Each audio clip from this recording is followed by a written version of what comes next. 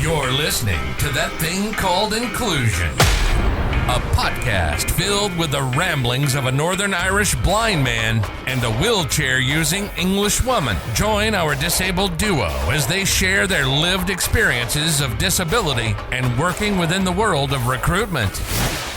Let's end the stigma together. Let's talk about that thing called inclusion. Okay, here we go. 5, 4, 3, 2, 1. Hi everybody, I'm Jamie. And I'm Fuchsia. And you're listening to That Thing Called Inclusion. On today's episode, we are joined by guests from the National Autistic Society, and we're super excited to have both guests here, not just one guest. So, do you want to introduce yourselves? Yeah. Hello, I'm Leo Capella. I'm actually an autistic job coach on the Autism at Work program with the National Autistic Society, which is funded by the Bloomfield Trust. Shout out to long-suffering funder. Hello, Martin Halliwell. And actually, I've been working with AMS with two autistic employees there. So nice to meet you all. You too. And I'm Richmal Maybank, so I'm an employer engagement manager from the National Autistic Society. I've worked at the NAS since 2011. I did briefly leave and work somewhere else, but I was a returner. So I came back to work on the Autism at Work programme. And yeah, I've mainly worked within employment and family support as well. So seen a lot change over the last decade or so. Yeah, more of a drifter here, but sort of started off doing council admin duties at Uttlesford District Council, then professionally, but had been doing a lot of volunteering, mostly for Student Union and for a late disability charity called Skilled the National Bureau for Students with Disabilities. Then actually it started off doing disability duties alongside my clerical ones at Uttlesford District Council, and then actually went to the NAS for a year before various things, including over 3 years stint at Disability Rights UK, including on a project for employment. So lots of various things done, lots of fun things done, and now I'm on this team. So yeah. Sounds like you have your fingers on all pies there, Leo. But we are super excited to have you join us. So firstly, thank you for coming on to our podcast, That Thing Called Inclusion. This week is Autism Acceptance Week, or what we in future calling it, Autism Week. Just autism. So, just because when we research this, and maybe because we have you guys on the show, we can ask you this question. When we're online looking at Autism Week or Autism Acceptance Week, we're seeing Acceptance Week and we're seeing Awareness Week. What Leo would you say would be your preference to hear? Is it acceptance or is it awareness? I'd say acceptance, and I'll tell you why. Because it's safe to say, with my sort of activist hat on, there's been a tussle over that sort of the name of World Autism Week, to the point that actually, when we were called put it this way, when it became the sort of World Autism, whatever you want to call it, week. So actually, a lot of powerful principle debate. But the reason why I back at Acceptance Week, or if we have to be sort of, if it does get too much Autism Week, is because the acceptance is not just about being sort of super positive, but it is a challenge, and that for us all to do better to accept autistic people into society. Look, the official statistics for the employment rate is 29%. There's probably weird and wonderful statistics that I will probably get wrong in this podcast, but later. But we, it's like, look, we've come far, and actually, there's a lot of case studies out there that would show that, but we have got to do so much more. 100%. And what about that, Richie? What about yourself? What would your preference be? I do like acceptance, sort of calling it acceptance week. I think we have been doing a lot in terms of raising awareness of employers. I've definitely seen a change over the last decade in terms of people being educated, although I still think we have a long way to go. But I do think there's an element of, I think with acceptance, there's that element of celebration around people being different. And I have to say, I'm not into the whole kind of superpower concept when people say, oh, because I just, the reason I don't like it is because it kind of suggests that you have to have a superpower in order to be welcomed into work, and I don't think that's the case, and I don't think that's right. But I do think it's about just accepting that there's people are different, and we all are different, and they're sort of just looking at those spiky profiles and thinking, there's some things that we're good at and some things we're not so good at, and why don't we just embrace different people, and we can sort of bring different skill sets into the workplace rather than just being so the same each time. Yeah, and actually, if I can come in on that, it's not so much a superpower as it is uneven power, and that's whether in work or in life generally. I mean, whether for me or for anyone else, it's not about just saying we don't put on a cape when we come into the workplace. No, I do have an impression of a Shinkansen train, but that's another story. But seriously, it's more about I call autism asymmetric, uneven for a reason. It is uneven. We get the spiky profiles for that very reason, and I think it's about more with neurodiversity, having that appreciation of different minds are going to have their different strengths, and equally their different challenges and susceptibilities, as well as their maybe, just maybe, their more points where they are less vulnerable. So look, that's why it works so well. Definitely. I mean, with my autism, when I came out and said that this is what I have, everyone was like, "Oh my god, are you a savant? Or can you memorize books?" And I'm like, "No, I'm just your plain old common autistic person that really doesn't want to be around people." That was literally it. I mean, now everything makes sense as why I don't want to be around people and socialize. But that was it. And I was like, so I was sitting there one night, just, having a glass of wine thinking, okay, so when is my superpower going to kick in? Am I ever going to find out what it is? Yeah. This term superpower, people use it for people with disabilities, use it for people with autism. Like, where did it come from? Because I know me and Fuchsia, we joke about it. It's like, that's your superpower.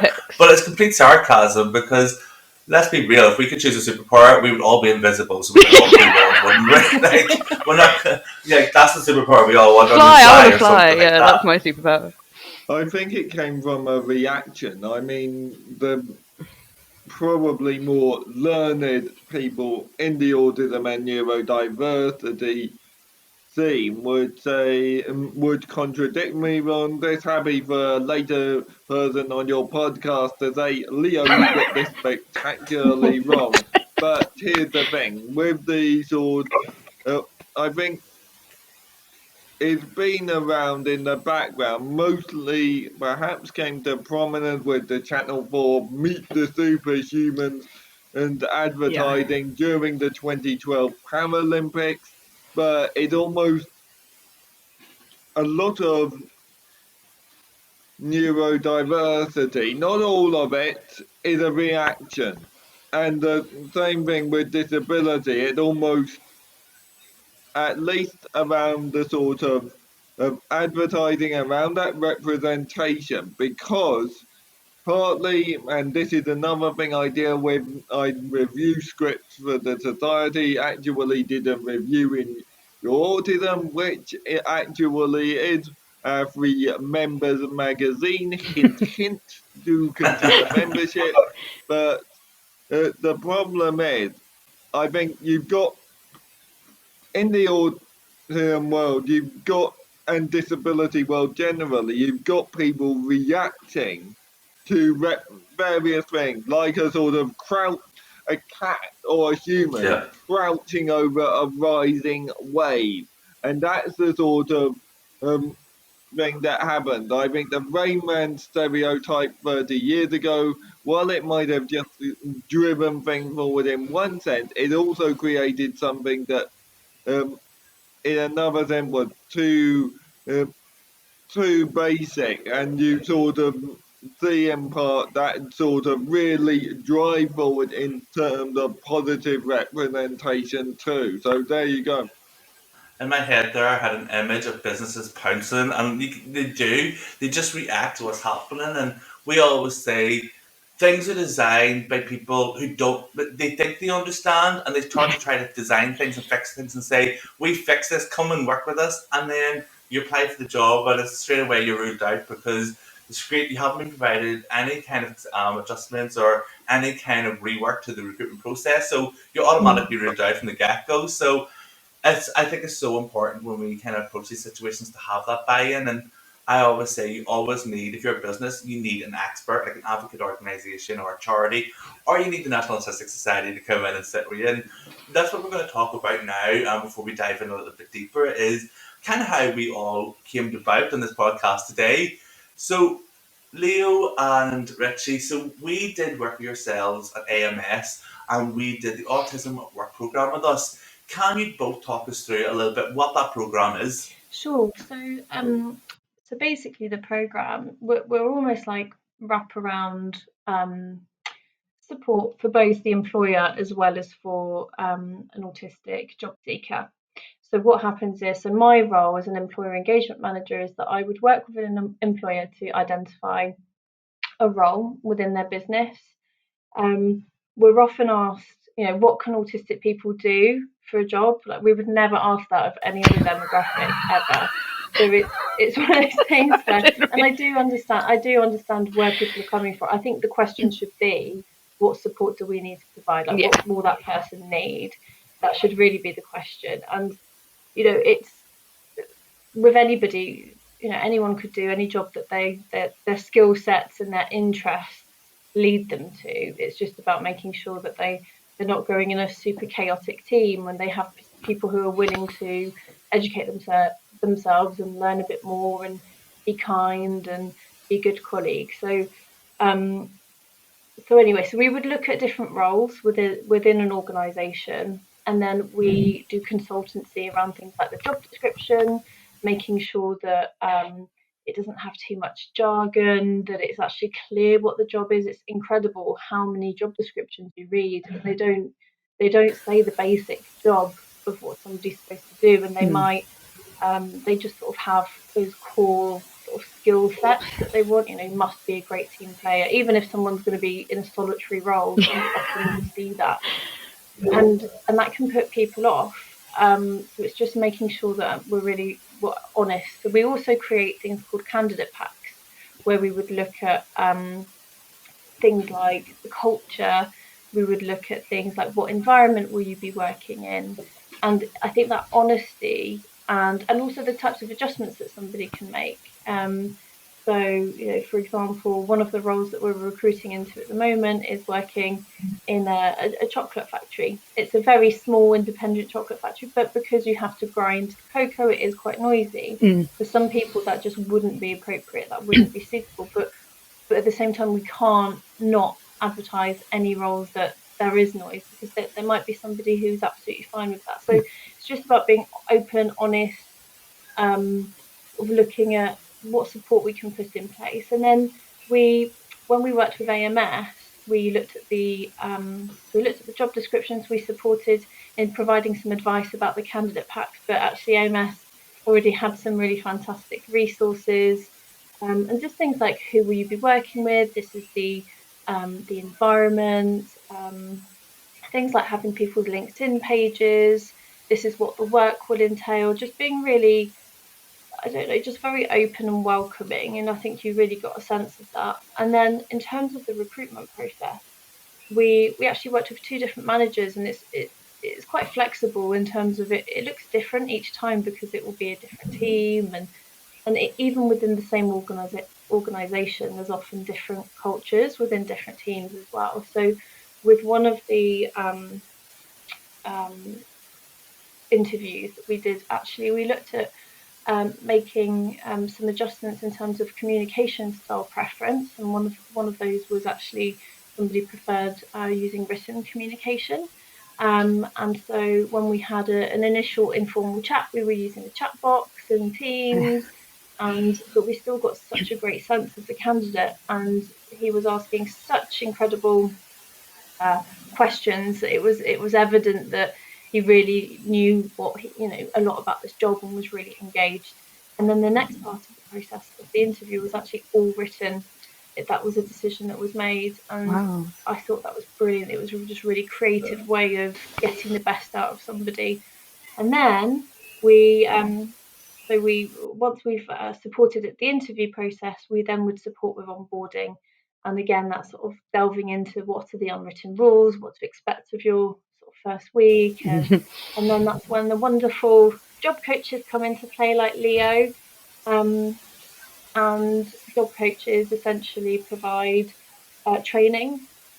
So we make sure that we train people prior to the interview process. So I usually deliver that. So it's all sort of talking about what are the barriers to employment, and what is autism. And then Leo will do a much more in-depth training with colleagues and managers to have a look at things like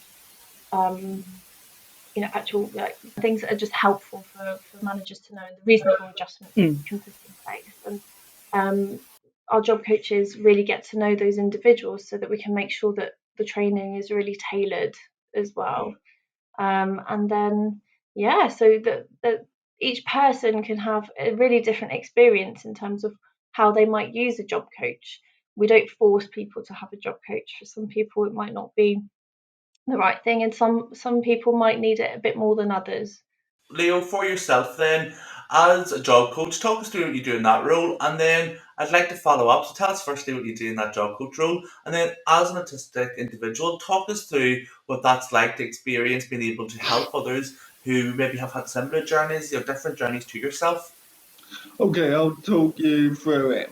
Okay, firstly, my contact will begin when Richie or Susan, the other line manager, who's actually my line manager, but also the other employment engagement manager, sends me information on the person, and we'll sort of arrange to have a sort of introduction, and then the sort of pre-employment training will take place either one of two ways.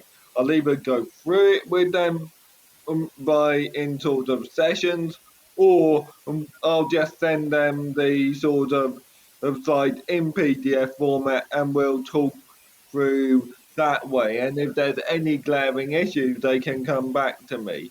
I also train the employers, and actually it's safe to say that I had really nice training sessions with AMS, and that was really fun to do.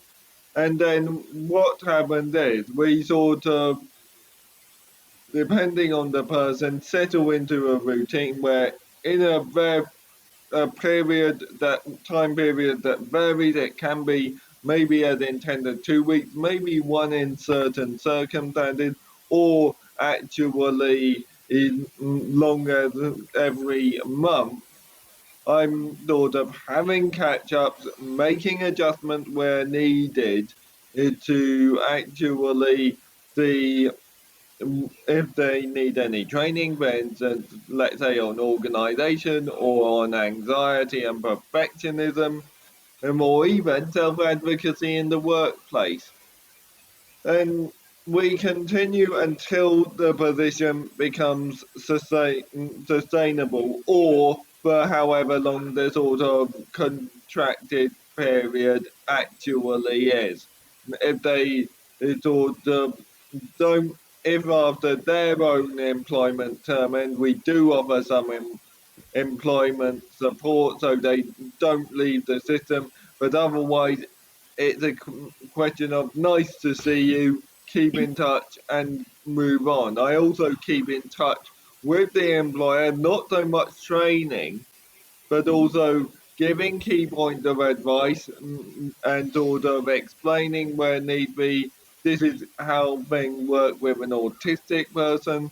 This is where fine, it's on them, but equally it's on you actually to make the adjustment, and that's important because I'm sort of there to be a bridge until that bridge is created and it's a sustainable one. So not a sort of rope type bridge across a chasm, but an honest actual road or rail bridge that actually trains are going through regularly.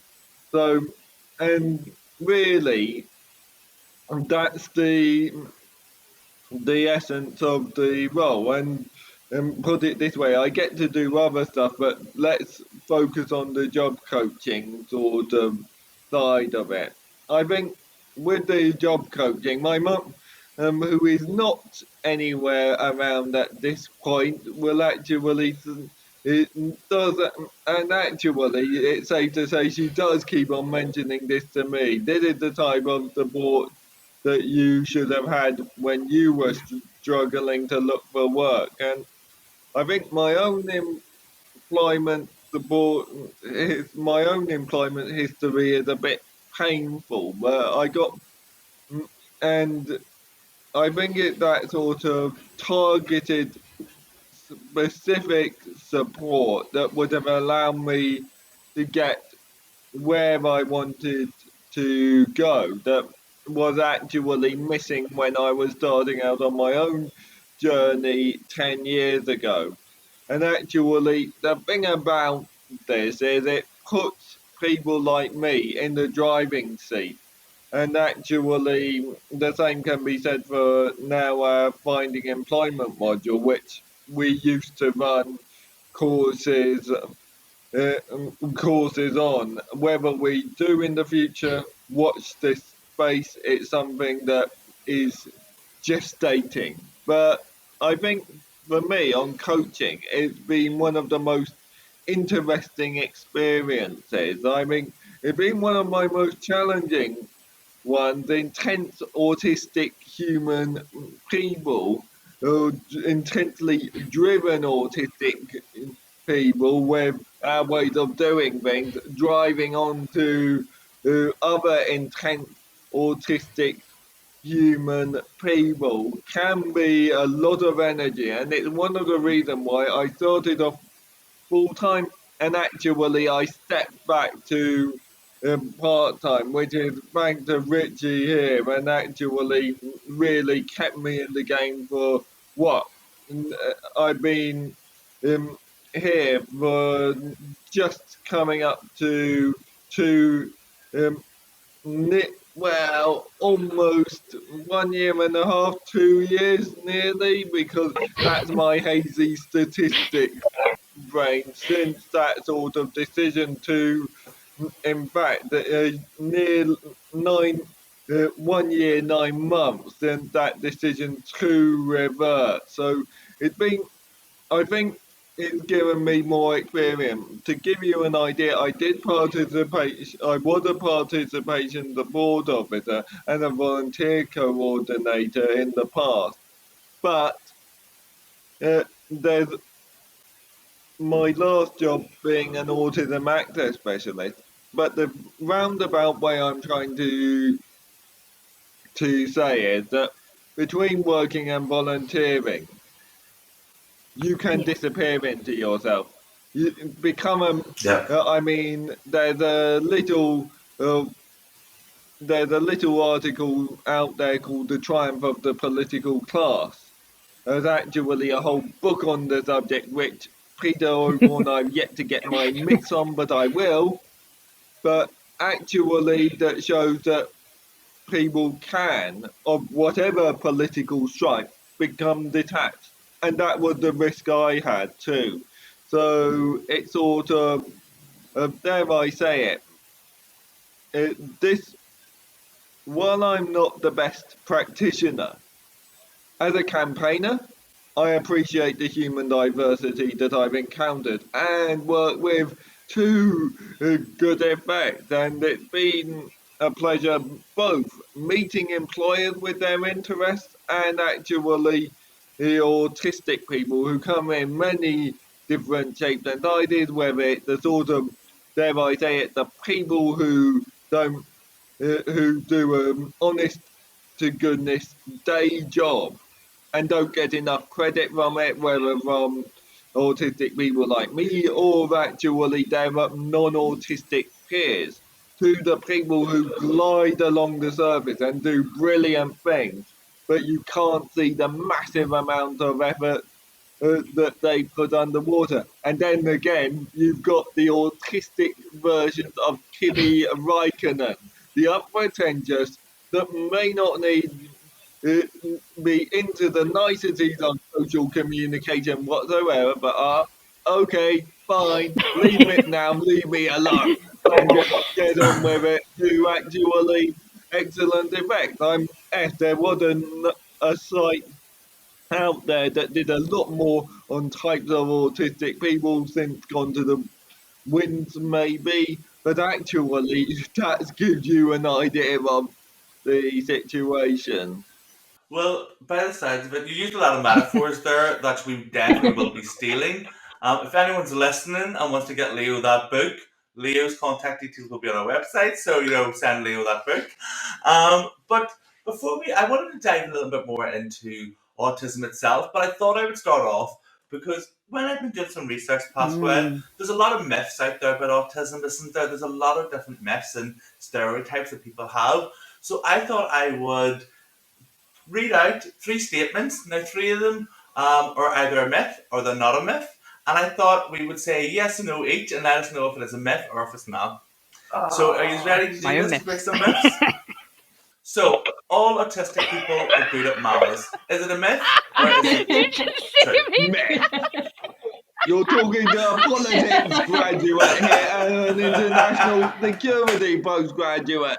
Look, you get some Yeah. people who are good at maths, and actually sometimes the mathematical thingy like trial and improvement help, but with a diverse bunch, a poll we did years ago showed how diverse autistic people want to be in terms of the place they work. So don't confuse us all with them with mathematical I can't count. Yeah, I geniuses. think the top. I have to use my fingers to count.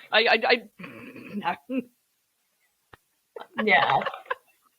No, I can't even use my fingers to count. If you can use your fingers to count, that's a skill. but I think the top. But when we did some research around roles that people came back and said that they wanted to do. I think creative jobs was the top. That was there's lots of creative people, and sometimes creative people are good or not so good at math. This is it. So that was definitely. Now we know that one was definitely a myth. The second one, there is more autistic male than female. I mean, I guess this is really debatable, Yeah. but personally, I feel like it. I know we know that women are underdiagnosed. Definitely, Yeah. I think stats are something. It's still sort of saying it's 3-1, male to female. If we just sort of look at the diagnosis process, the fact that lots of doctors still think it's a male condition, women mask. If you go to a doctor and you're giving them eye contact and saying I think I'm autistic, and they're just very often people say, well, you don't really seem autistic, and women do present in a very different way. But also, I just think culturally, if we think about when we look at children, and even in children's play, if you have a little boy who is perhaps not engaging so much in sort of group activities like playing football, or if they're sort of playing with their toys in a different way, straight away people will be like, oh, okay, that might be a little bit more unusual, and let's go and send that person for an assessment. Whereas if you have a little girl who is interested in horse or pony books and likes to read on her own, this is all very sort of stereotyped, but um, often people say, "Oh, isn't she good? Yeah. She's so well behaved. She's just sat on her own, doing her own thing." But actually, we're not necessarily exploring the fact that that child may actually really struggle with social interaction and communication with other You children. literally just described me. Um, That's what I was like as a kid. Not ponies. It was. I can't read, but I used to look at pictures, and I'd be obsessed with pictures. And one time, a kid, I remember in preschool, snatched a book from me because they wanted to read it, and I lamped them one. That was my communication, and I got into trouble because my communication was to hit children if they stole things from me, instead of going miss.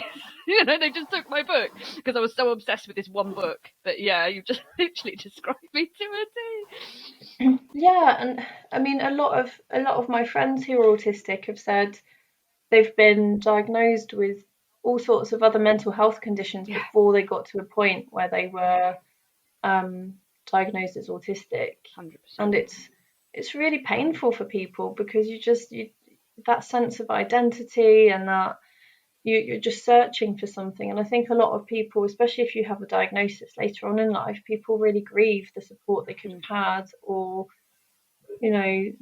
it's really challenging. It's really challenging. So I personally think that there's loads more women out there who are interested to know. Well, this is a myth. It is a myth. So it was listed as a myth, and it said that it's a myth because everything you have said, it's because of the diagnosis, especially for women, as you had mentioned. Because the figures, we don't actually know the figures, but if they're accurate up to date, I think stereotype, people always thought men were more likely to have it. But again, we just discussed the reason why. So the last one that I have, the last potential myth, is autism is a learning disability. Oh no, this is one of the things that actually gets people gored upon in spectacular, weird and wonderful ways. It's a developmental disability, and it can present challenges for some people. We tried not to sugarcoat it during this podcast and beyond, but it's not a learning disability. Autistic people can have mental health conditions, can have learning disabilities, which, by the way, on the statistics, for employment, we're the second most underrepresented group. People with learning disabilities, huge shout out to them. They're the lowest of the lot. But actually, they sort of but no, autism isn't a learning disability. We do learn differently, and that's key, because I think we get with these all little things, and probably my sort of 1 minute rant in the prelude. It's too easy to use a broad brushstroke around it, or think that things are more simple than they should be. Let's say it tweaks to a certain diagnostic manual, and that's in personal capacity. But actually, it's important to have that degree of preciseness. Because if you can do that and actually appreciate something for what it is, with its strengths and with its challenges, and its inherent messiness, then of course you're gonna do much better. And Yeah. that I get doesn't that a just go lot. for When I tell autism people too. I can't read or write, they automatically assume it's because of my autism. And I'm like, no, I'm dyslexic. And they're like, what? No, they just can't compute. They really can't compute it at all. I mean, I was diagnosed as dyslexic from like about 5 years old, I think, because obviously not being able to read or write is a bit of a giveaway. And my autism, I wasn't diagnosed until I was 35. But people automatically assume that my inability to retain words is because of my autism. And I'm like, oh, you lot are exhausting. You really are. Yeah, it is. I'm sorry you had to go through that, but that's the thing. And also, the little thing that actually this is tied into a wider point about the era we're in, actually, because being as this thing called a weird and wonderful thing called a practitioner and a campaigner, we've had a sort of emergent period with sort of autism as a pure disability. Now we've had another thing era where autism is this disability and dare I say neurodiversity. It's sort of non-degenerative condition. Now we're getting into codifying what exactly does that mean? What are the sort of things where actually it's sort of related to autism? What's actually another condition, as you pointed out here, and we actually what comes with the territory, what doesn't. And I think that was a little important point to make because it just got highlighted there. There are so many things that sort of swirl around the actual condition and the construct of autism, but actually, what does it come down to in reality? And that was definitely a myth, by the way. So it was definitely a myth you didn't collect on as a listener. And look, I've just realised the time. We have been chatterboxes here today. So I am a little bit sad because there's so much more that we can dive into. So Leo and Richie, we may have to get you back onto the show if you're happy to come back and join us. Yeah, for sure. But what I thought we would do just before we finish off, because every episode we do, we like to do our uninclusive rant of the week. And what this is a moment that has really grinded your gears, a moment that maybe has been something that's not been very inclusive, or maybe somebody said something, or could have been an ableist moment. So let's take a quick moment and go round. We'll start off with Leo. Leo, what is your rant of the week? Ooh, agony of choice. Right. I think my rant of the week would probably, and I'm just trying to think of the words, would be about probably people, the rush to oversimplify things. I think we're sort of, I think in the past we've always had that sort of autism is this and autism is that, or people with or that sort of person first versus identity first terminology. I think the one thing that actually people could take away from it is that we live in a messy world and autism is no less messier than the other things. I think we sort of have this in the past we've had this shallow conception, just as we do of other things, and actually, let's say, like in my own personal capacity, politics is of this sort of straight binaries. If anything, I've learned from navigating the sort of world, whether it's accessibility or that kind of thing, it sort of actually we need to do more than that. So I That's a hope great that's rant. sort I of love been that one. a suitable rant. It really has. It really was. Leo, your analogies and your I'm trying to think, what is the word? Your slogans or your, what is that word? It is analogies, isn't it? I was right the first time. I'm going to stop now. They're brilliant. I'm like thinking we're going to have to get you to name our podcast episodes because I'm like, there's so many to choose from there. So let's go to Richie. Richie, what's your rant of the week? Well, I think so. I'm before we started, we had a little bit of chat about what we did at the weekend. And one of the things that I'd done is I went to watch ice hockey. And my rant is just the fact there's never enough female toilets.